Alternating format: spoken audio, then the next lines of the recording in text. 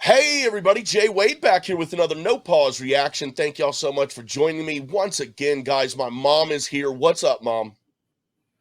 Oh, having a good day in the heat in Alabama. Oh, I'm sure. I'm sure. Better you than me. Um, we were just talking a little bit. I explained to you who Foo Fighters are. You're well familiar with like Nirvana and all those bands, Pearl Jam and all of them, because I mean, I was 16 in 1995, so you know who these bands are. And I I explained to do. you how, yeah, and I explained to you how Dave Grohl was the drummer for Nirvana, and after the passing, he formed Foo Fighters and all that. And this is this is an amazing song, and this is like one of those deals, Mom, where it's like a storytelling kind of a thing, where the musician tells a story about the song and where it came from, and then plays it. But this is a great song. I think you'll like it, and I enjoy this version because I like the story that's behind it as well. So, are you ready? I'm ready. Let's listen to it.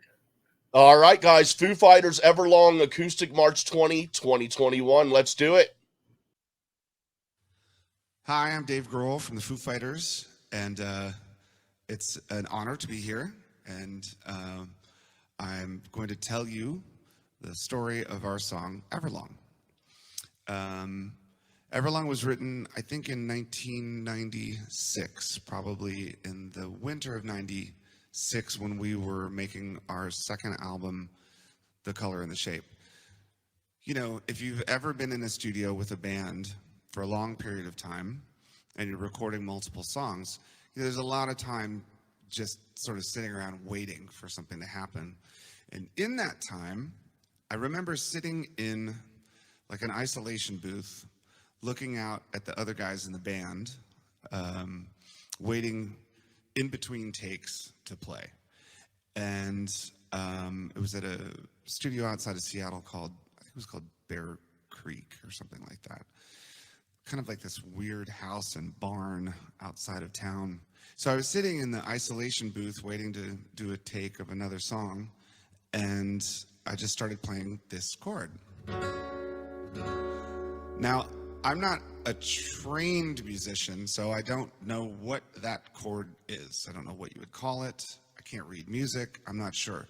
But I immediately was like, oh, that kind of sounds like Sonic Youth is the first thing I thought. One of my favorite bands of all time, Sonic Youth. I'm like, wow, that's such a cool Sonic Youth chord.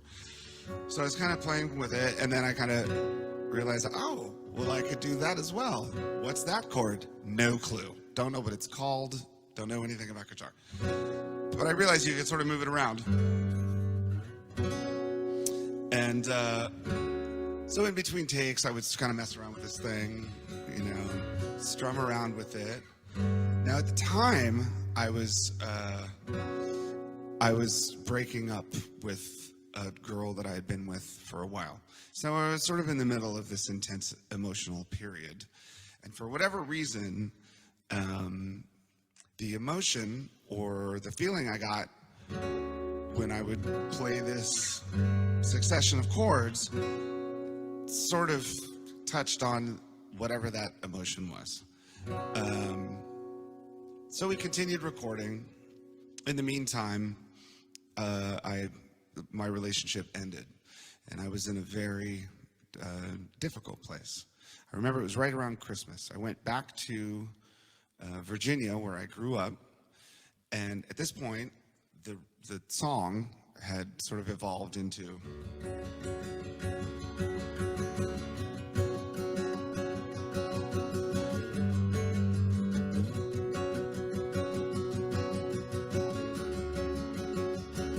Now also, not to get too like muso-technical or whatever, because I'm not a trained guitar player, I actually look at this guitar, this instrument, like it's a drum set.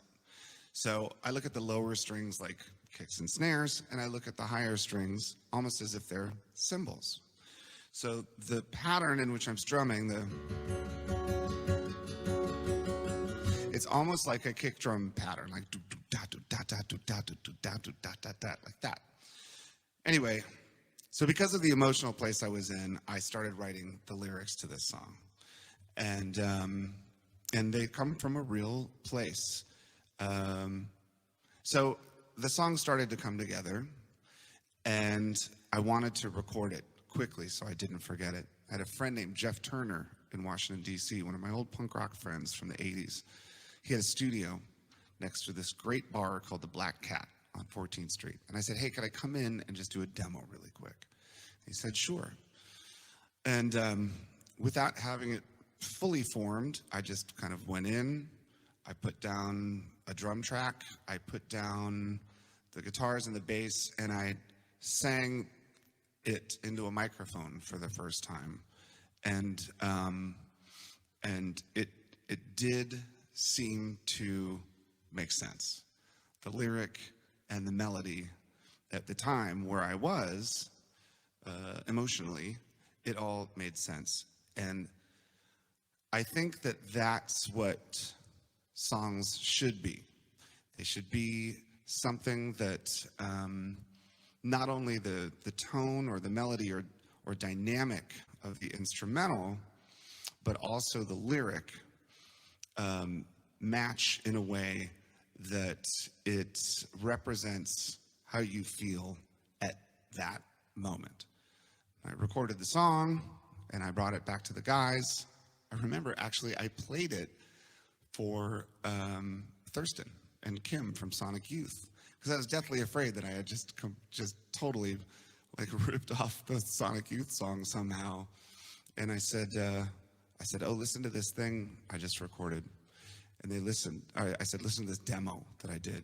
And they said, why is that a demo? Why isn't that the album? And it just felt so off the cuff and unofficial. I considered it to be a demo. Well, we went in and we re-recorded it. And that's the song that you hear on the radio today. And, side note, I never considered doing it acoustically. I thought it was a rock song until I think it was the first time we did the Howard Stern show. Howard Stern loved the song. And when you do the Howard Stern show, it's 6 o'clock in the morning and you don't want to touch an instrument or just get close to a microphone, but he asked that I play it acoustically. And so I did. And in a way, it gave the song a whole new rebirth. This is long after it was released, I think, but it gave the song kind of a whole new life. Because I think sometimes when I do it this way, it really does peel back a lot of the bells and whistles and the other noise when it's just the lyric and the guitar and my voice. I think it kind of makes the song feel the way I had always wished it felt. So I'll shut up now. This is a song called Everlong.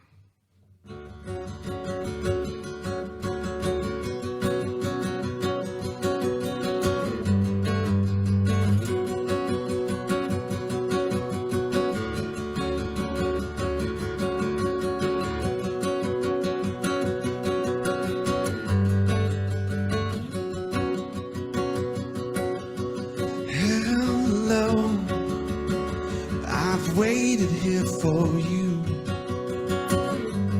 Everlong.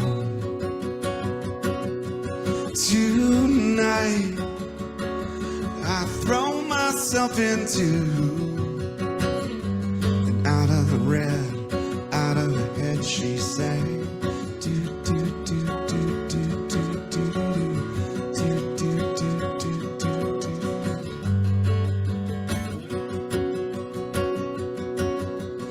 Come down and waste away with me, down with me. Slow how you wanted it to be. I'm over my head, out of her head she sang.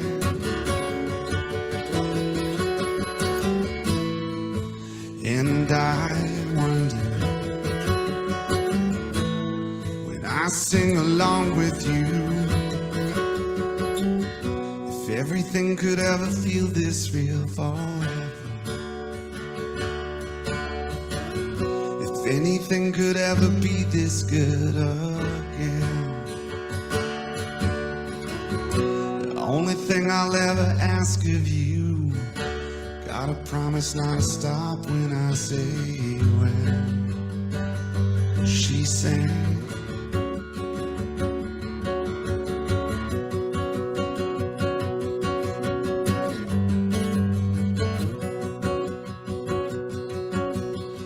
Breathe out so I can breathe you in and hold you in. And now I know you've always been out of your head, out of my head, I say.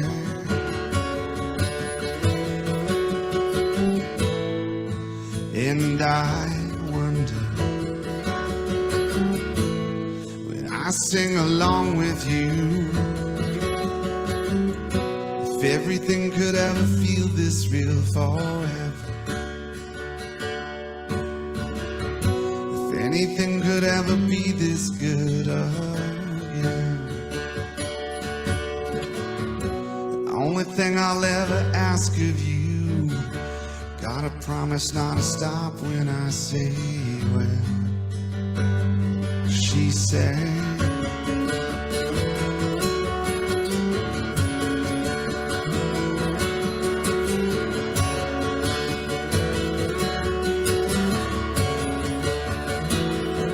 And I wonder when I sing along with you if everything could ever feel this real forever. If anything could ever be this good again. Only thing I'll ever ask of you, gotta promise not to stop when I say when.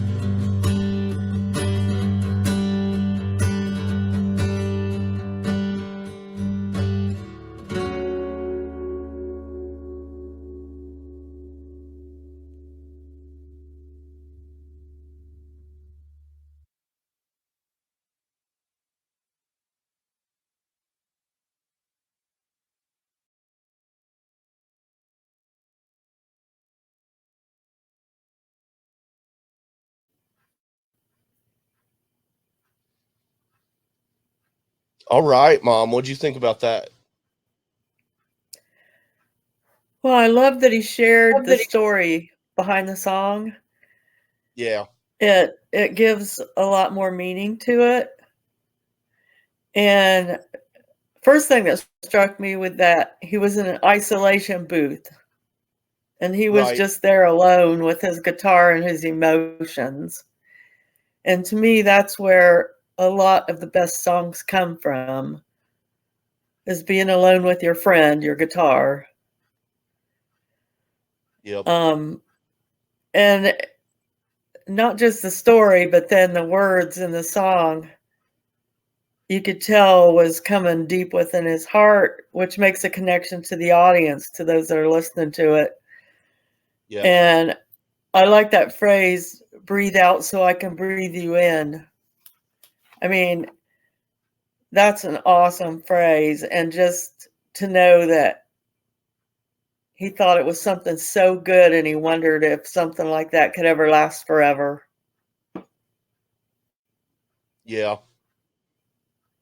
I don't know. I mean, he says what you just said, but you saying it, I've never heard it put that way before. And now I'm like, it's like I'm thinking about the song for the first time all over again. But no, yeah, you're right. That's, I don't know, that's very sad. You know what I It mean? is. To feel that feeling like whatever it is, like this is such an amazing feeling, or it was at least like just to feel like you'll never feel that way again. And I'll say, man, my dog, my dog Skyly girl, that she passed Yeah. what like 6 years ago or something. I still Yeah. feel an immense hole inside me. I miss that dog so much, and it's funny for him. It was a girl. For me, it was a dog. Will I ever find a dog again that is going to be as awesome as she was? Oh, it's good. songs are good when you can get your emotions out. It makes a real connection with everybody. Yeah. Yeah. And I like songs. And this is not necessarily relating to this song, but I like songs that aren't like they aren't blunt and very clear about what they're saying. Like songs where they mean whatever they mean to the musician, but they also can very easily mean whatever they need to mean to you in that moment. That's a Yeah, powerful and thing. it is. And the emotions is a powerful thing because it can be positive emotions, not just sad. Yeah. Yeah. Yep. I've always loved words. You know, that I mean, they can move people to do good things, bad things, emotionally. It just words are awesome. I love words. I've also always said it's not about what you say; it's about the context in which you say things. The intent behind things. It means everything in the world. And the intent behind this song is so good and moving. Um, I imagine how that would feel for like, because I mean, they were in a relationship. I'm sure she loved him. It was hard for her too. So imagine this Yeah. beautiful, amazing song coming out of that breakup from her perspective. You know, I mean, I can't imagine what it'd be like to be her hearing this song when it comes on the radio and just be like, man, just wow. Yeah, I wonder that too. Did she have regrets, or was she just happy he was getting the emotion out and she had moved on? A good Yeah, backstory, maybe. yeah, yeah. But yeah, I love this song and I like this version. So I thought you'd like it too. So I wanted to play it for you. You're a big James Taylor fan, and this version always kind of well, not just this version, but when Dave plays acoustically, especially solo, it reminds me a lot of James Taylor. I don't know why, but it just Ah, does. So, and you love the James yeah. Taylor, and I love them too from you. So thank you for that as well. But yeah, when I see Dave solo on acoustic, it reminds me of James Taylor. I love it. So Yeah, James Taylor's great, but I don't think that song would have been the same song if he'd have had a band behind him. yeah, well the album version is much faster and heavier. It's got the full band. It's on electric guitars. Um, it's much different. It's still good, but I would take this version over the full band and electric guitars any day. So. Yeah, I'm with you there. All right. Well, I'm glad you enjoyed it, Mom. It's awesome. Thanks. Oh, thanks for asking me to do this. I'm enjoying it. Yep. Yep. Me too. Guys, thank you very much for joining us. This is my mom and I checking out Foo Fighters Everlong acoustic version. It was her first time hearing it, so that is awesome. Check out some other reactions on here, not just from myself. My brother's done one. My niece has done a few with me. Frenchie, he's got his own little playlist of reactions he's doing. He and I are vastly different, so go check out what he's doing as well.